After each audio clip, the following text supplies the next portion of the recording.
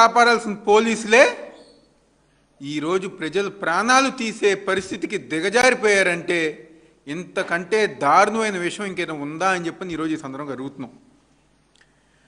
ఏదైతే సాయి కృష్ణ అని చెప్పిన ఒక యువకుడు చనిపోయిన ఉద్దాంతం ఏదైతే ఉందో ఈరోజు మొత్తం భారతదేశం అంతా గారు చూస్తాను. ప్రతి ఒక్కరు గారు అనుకుంటున్నారు పోలీస్ వ్యవస్థ భారత రాజ్యాంగం ప్రకారం కాదు, రెడ్ బుక్ రాజ్యాంగం ప్రకారం ఈ రాష్ట్రంలో పోలీస్ వ్యవస్థ నడుస్తానని చెప్పని ప్రతి ఒక్కరు గారు అనుకుంటున్నారు. అసలు ఈ రాష్ట్రంలో సామాన్య ప్రజానికానికి రక్షణ ఉందా? ఎవరైనా పోలీస్ స్టేషన్ దగ్గరికి వెళ్తే న్యాయం జరుగుతుందని చెప్పనే ఒక నమ్మకం ఆంధ్రప్రదేశ్ రాష్ట్రంలో ఏ ఒక్క పౌరుడికి గర ఈ కూటమి ప్రభుత్వంలో లేదు, జరగట్లేదు గర. ముఖ్యంగా ఈ యొక్క 2 సంవత్సరాల్లో మా నగరానికి, మా ఒక జిల్లాకి కమిషనర్గా వచ్చిన రాజశేఖర్ బాబు గారు పోలీస్ కమిషనర్గా అయిన తర్వాత నగరం మొత్తం నేరస్తులకు కానివ్వండి, రౌడీ షీటర్లకు కానివ్వండి ఒక అడ్డాగా మారిపోయింది. స్వేచ్ఛగా తిరుగుతున్నారు, సంతోషంగా ఆనందంగా వాళ్ళు చేయాల్సిన పనులన్నీ గరా ఈరోజు విజయవాడ నగరంలో రౌడీ షీటర్లు, నేరస్తులు స్వచ్ఛందంగా తిరుగుతూ వాళ్ళకి కావాల్సిన పనులన్నీ గారు చేసుకుంటూ ముందుకెళ్తాం జరుగుతుంది. ఈ 2 సంవత్సరాల్లో ఏంట్రా జరిగిందంటే గంజాయి, సెటిల్మెంట్లు, ఇల్లీగల్ లిక్కర్లు ఇలాంటి తప్పితే పోలీసు వారి ప్రోత్సాహంతో ఇవన్నీ గారు జరుగుతున్నాయన్న మాట వాస్తవం కాదా అని చెప్పి ఈరోజు మేము అడుగుతున్నాం వైఎస్ఆర్ కాంగ్రెస్ పార్టీ తరఫున. ఎందుకంటే మా సిపి గారు మా నగరం గురించి పట్టించుకోరు, మా జిల్లా గురించి పట్టించుకోరు, జిల్లాలో లా అండ్ ఆర్డర్ పరిస్థితి ఎలా ఉందో పట్టించుకోరు. కేవలం లోకేష్ గారి కళ్ళల్లో ఆనందం కోసం మాత్రం ఆయన పనిచేస్తూ ముందుకెళ్తున్నారు. సిట్ రూపంలో వైఎస్ఆర్ కాంగ్రెస్ పార్టీ నాయకుల్ని, వైఎస్ఆర్ కాంగ్రెస్ పార్టీ అనుకూలంగా ఉన్న వ్యక్తుల్ని ఇబ్బంది పెట్టాలని చెప్పని, లేకపోతే ఈ జిల్లాలో ఎవరైనా వైఎస్ఆర్ కాంగ్రెస్ పార్టీ తరఫున యాక్టివ్గా పనిచేస్తున్నారంటే వాళ్ళని ఇబ్బంది పెట్టాలి, వాళ్ళ పేర్లు తీసుకోవాలి, లోకేష్ గారు చెప్పిన పేర్లన్నీ గారు రాసుకోవాలి, వాళ్ళని ఇబ్బంది పెట్టాలని చెప్పని ఒక కారణం తప్పితే ఇంకా ఏ విధంగా అయినా ఈ సిపి గారు పనిచేస్తున్నారా అని చెప్పి ఈరోజు మేము అందరం గారు అడుగుతున్నాం.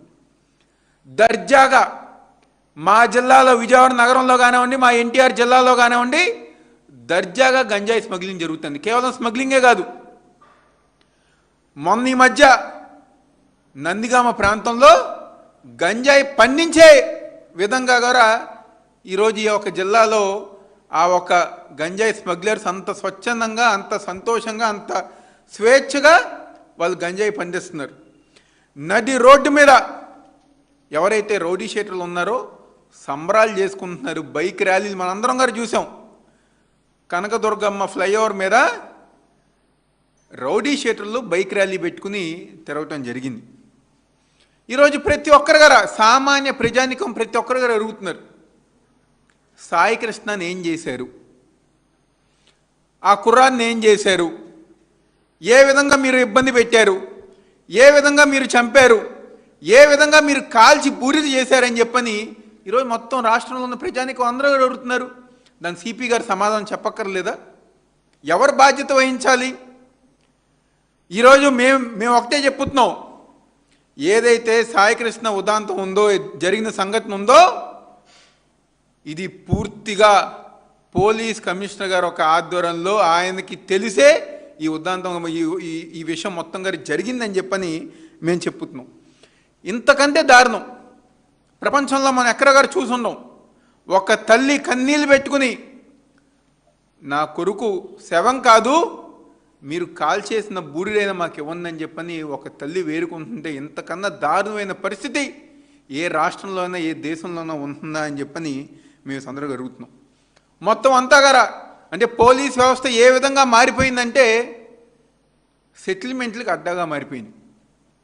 ఇది మేం చెప్పట్లా, చివరికి తెలుగుదేశం పార్టీ కూటమి ప్రభుత్వానికి అనుకూలంగా ఉన్న మీడియాలో కూడా విజయవాడలో పలానా స్టేషన్లో ప్రైవేట్ సెటిల్మెంట్లు జరుగుతుంది, అక్కడ ఏసీపీ కానివ్వండి, ఇక్కడ సీఏలు కానివ్వండి డబ్బులు తీసుకుంటున్నారు, వాళ్ళే పిలిచి పంచాయతీలు చేస్తున్నారని చెప్పని మీకు అనుకూలంగా ఉన్న పత్రికలోనే వేశారు.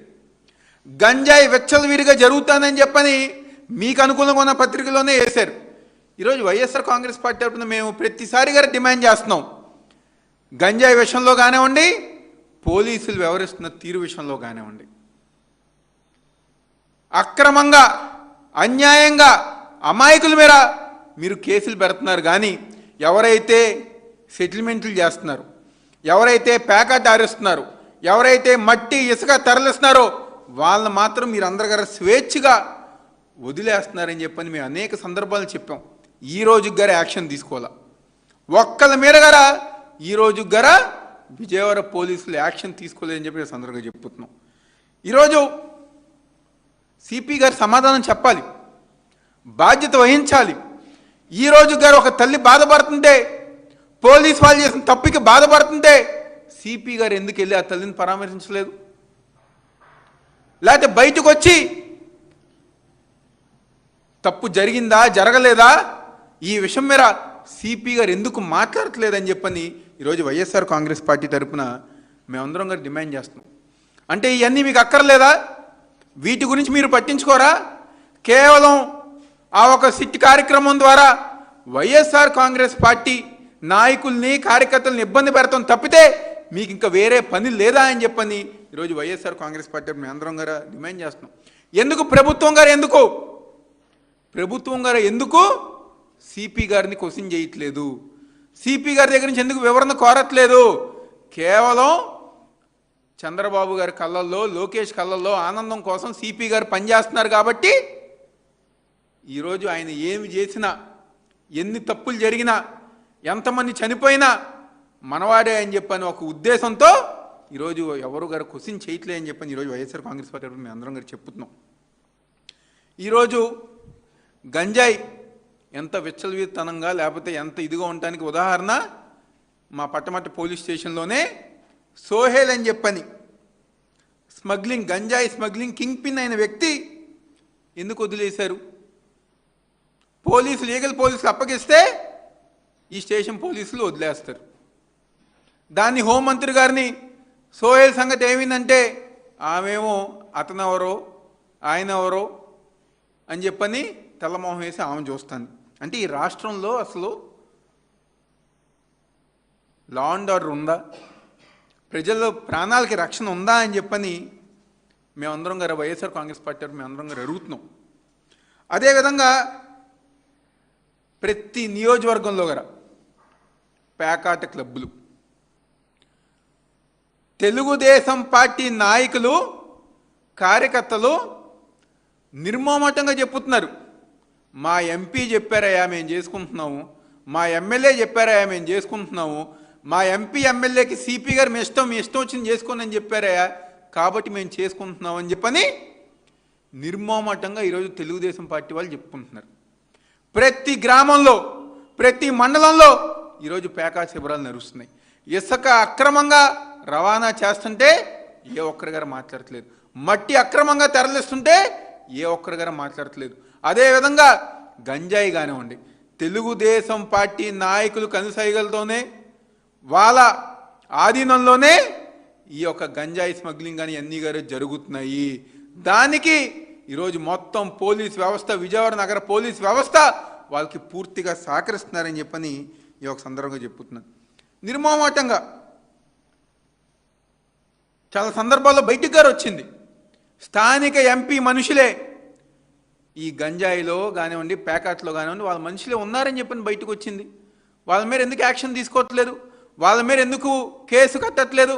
పాపం ఒక కుర్రాన్ని, ఒక అమాయకుడిని తీసుకొచ్చి చితకబాది చంపి కాల్చేస్తారు. కానీ ఈరోజు దర్జాగా అందరికీ కనిపించే విధంగా గంజాయి, పేకాట అన్నీ ఇలాంటి కార్యక్రమాలు చేస్తుంటే వాళ్ళని మాత్రం స్వేచ్ఛగా వదిలేశారు.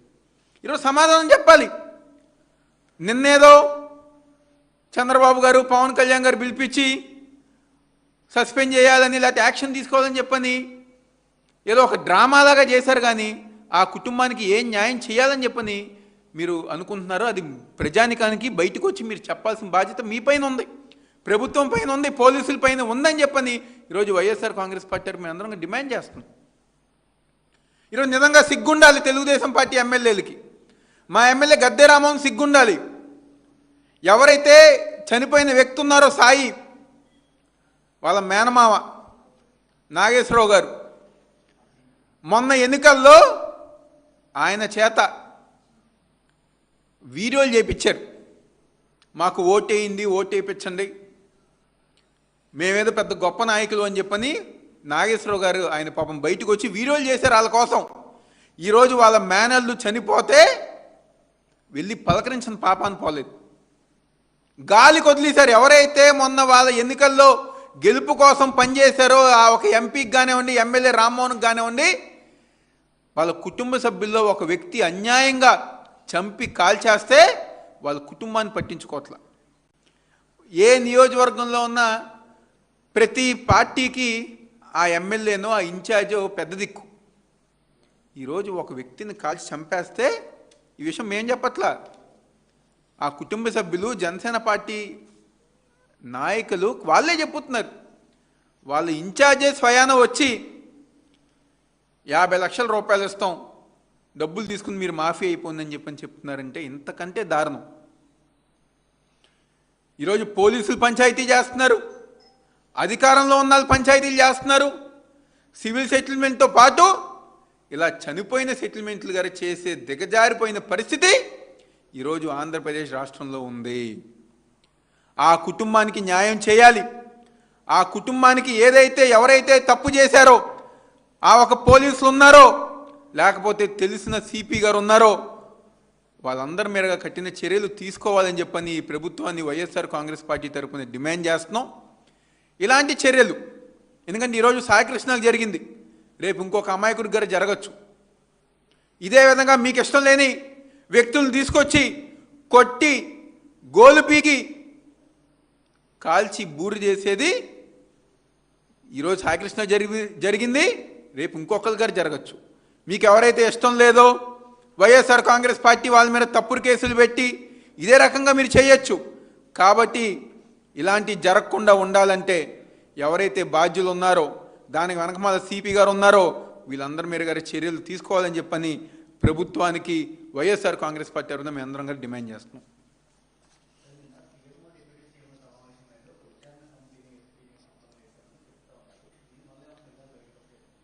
దాంట్లో నిజమే ఉంది, ఒకటే నిజం, చంపి కాల్చేసింది. ఇలా మొత్తం నగరం అంతా గారు చెప్పుకుంటున్నారు. బాధాకరం విషయం ఏంటంటే ఎవరైతే వాళ్ళ పార్టీ కోసం వాళ్ళ గెలుపు కోసం పనిచేశారో వాళ్ళు బయటకు వచ్చి మాట్లాడకుండా వాళ్ళ కుటుంబానికి అండగా ఉండకుండా ఒక విచారణ కమిటీ వేసాం, ఆచూకీ కోసం ఎదుగుతాం అని చెప్పిన ఒక మాయ మాటలు ఈరోజు చెప్పుతున్నారు. ఇంకో పక్క ఇదే పోలీసులు వాళ్ళ కుటుంబాల దగ్గరికి వెళ్ళి వదిలేయింది ఈ విషయాన్ని ఇక్కడితోనే అని చెప్పని కాలు పట్టుకునే పరిస్థితి ఉంది. అంటే ఒక డ్రామా ఈ కూటమి ప్రభుత్వం ఈ విషయంలో చేస్తుంది. ప్రతి ఒక్క నిజాన్ని గారా ప్రజల ముందు పెట్టే విధంగా వైఎస్ఆర్ కాంగ్రెస్ పార్టీ బాధ్యత తీసుకుంటుంది.